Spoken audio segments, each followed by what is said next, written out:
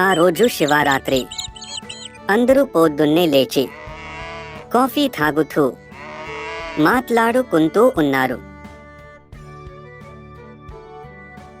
అందరూ ఫ్రెష్ అయ్యాక రామ్ మరియు వాళ్ళ తండ్రి మాట్లాడుకుంటూ ఉంటారు.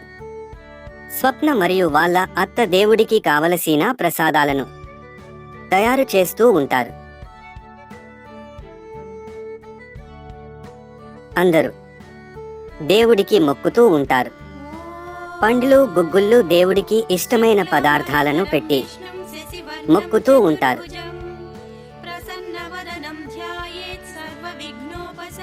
అందరూ కార్లో కూర్చొని శివుని గుడికి వెళ్తారు.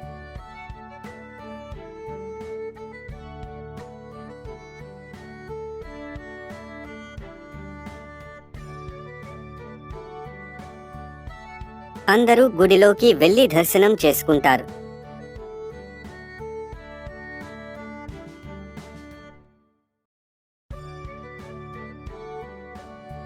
అందరూ దేవుడిని దర్శించుకుని పక్కన ఉన్న ప్రవచనాల ప్రదేశానికి ప్రవచనాలను వినటానికి వెళ్తారు.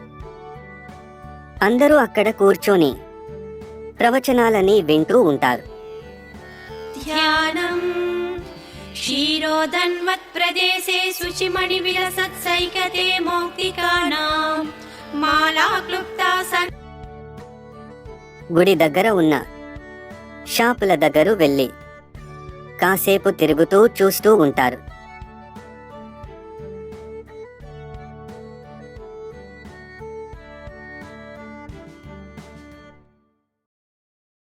నైట్ అంతా అక్కడే జాగారం చేస్తారు.